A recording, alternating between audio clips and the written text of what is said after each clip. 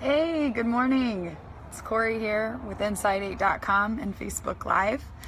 I just wanted to say happy Friday. Happy Friday.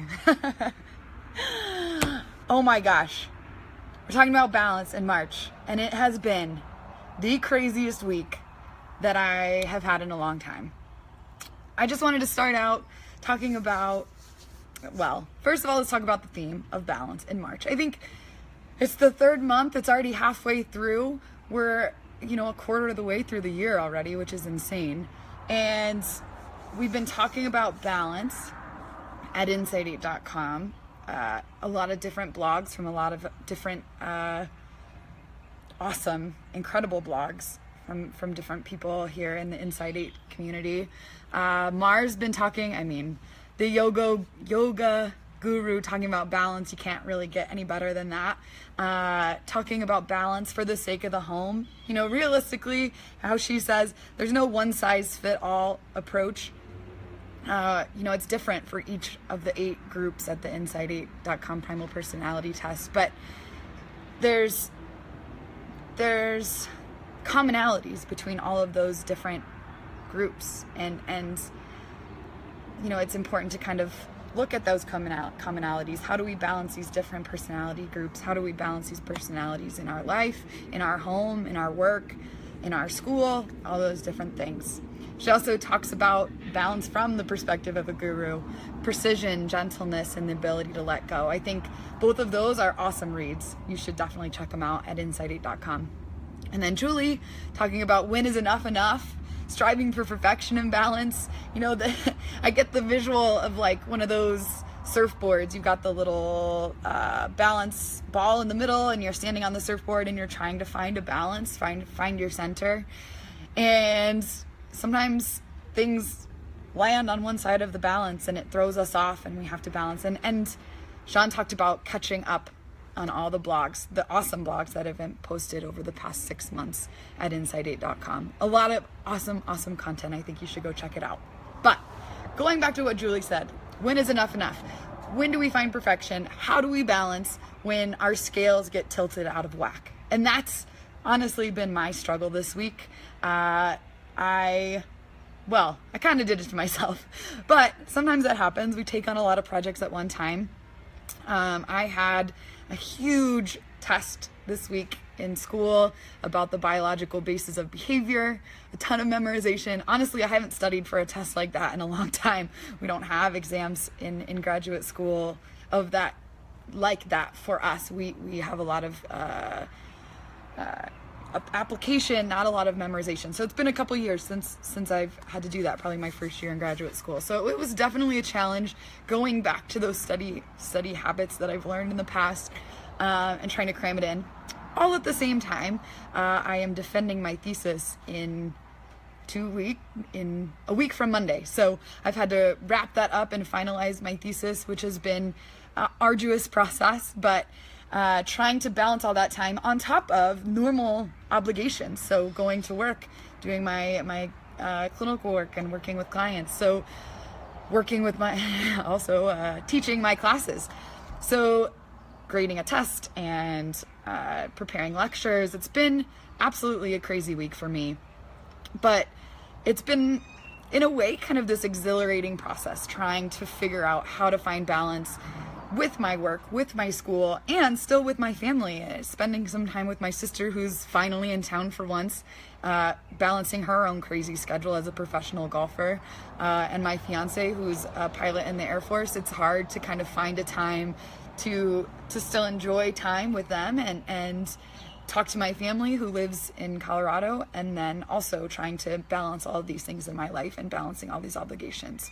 So how do we do it? There's no one size fits all. There's no perfect answer. I wish that there was some perfect way to kind of balance all these things and still juggle all these balls and be happy. Realistically, and sometimes it's just sort of grit your teeth and get through it. And this week has been a practice in that for me. How do I still enjoy the moment and enjoy this beautiful Las Vegas weather when I'm cooped up inside trying to finish this, all day? And for me, it's been small things. It's been taking the elevator to the first floor so I can walk outside to get to the second floor in my building, and taking the chance to just step outside for a few minutes to make a phone call, or even just stand there and enjoy the sunshine for 5 minutes in between clients has been really powerful for me, and just kind of trying to refresh. It's taking a minute, 2 minutes to be mindful, as opposed to, being able, I would love to be able to sit outside for a few hours, but sometimes it's not realistic, and it's just taking it where we can get it, and enjoying that time. And it's been, for me, making to-do lists. This isn't one of them, but this is me studying for my biology test. Making to-do lists, putting little boxes, and being able to check it off when I get something done, even if it's small. Making a phone call to a client to reschedule, or writing one piece of my thesis, or I've got corrections all down the side, deleting those when I get through them, and waiting for that bar to disappear so that I'm ready to send that thesis out to my committee and ready to defend, hopefully, and be good news in a couple weeks of that is done, and I'll make you all call me a master. So what's the takeaway from today? Well, one, I guess, is sort of smile through it. Get support. That's probably the most powerful thing that I've gotten this week is support from my cohort, the people around me kind of going through the same thing. From my sister, she's been helping me by making dinner. She puts it in the crock pot all day, and it's ready when I get home at 9:30, and she is already in bed, but I have something to eat. And being able to communicate what I need from other people around me. So studying and cramming for my biology exam, I know Mark wanted to, be there for me. And so he just kind of was sitting there trying to help me study. And it's kind of like, please just go do your own thing. Like, I feel like I need to entertain you in some way. And he was so awesome about it. But it took me communicating what I needed for him to know what to do. So being able to communicate what you need. And sometimes you don't know. Sometimes it's like, I don't know what I need right now, but this isn't it. So go try something else, and I'll tell you if that works. And that can be frustrating for other people, but they understand how frustrated or how stressed or how busy you are. They can see it, and communicating to them how they can help is so much better than them kind of trying all these different things and probably sometimes frustrating you more than helping. So being able to just communicate what it is you need in the moment, even if it's just space, is so important. And then you can focus on what you need to do, get it done, and then you can spend time with them. Also, trying to avoid distractions. I know that's hard. We get sucked into Facebook, or for me, wedding planning. We get sucked into these sort of other things that aren't as time sensitive. They're still important. They still have weight. They're still added to our balance board, or the balls that we're juggling, but kind of trying to balance time of doing that. So, okay, I can do this for 20 minutes, check the clock. Once that 20 minutes is up, I'm going to move on to something else. So paying attention to your time, I think, is important. Yeah, that's probably all I got. I mean, I'm not perfect at it. None of us are, but it's kind of doing the best you can, getting the support that you can. Realistically, you're the expert.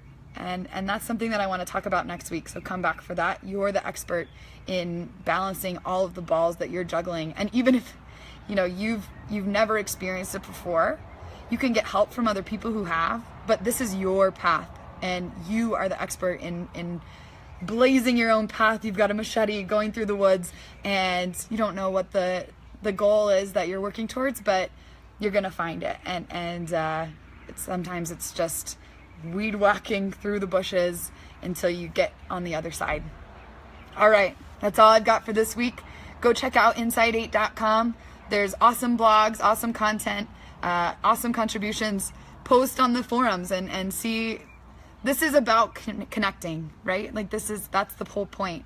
We're all kind of going through life, and we have things, we have stuff, we have responsibilities, but But finding balance means finding that thing that might be missing, and that might be having meaningful connections. How crazy is it that we don't always have a prototype or a schema for a meaningful relationship or connection, because it all becomes these sort of rote motor slapstick responses of you know, hi, how are you? Oh, I'm good. How are you? And let's make this a little bit deeper than that. Let's go a little bit deeper and talk about what it takes to balance, what's hard to balance, and create that safe space for connecting on that level.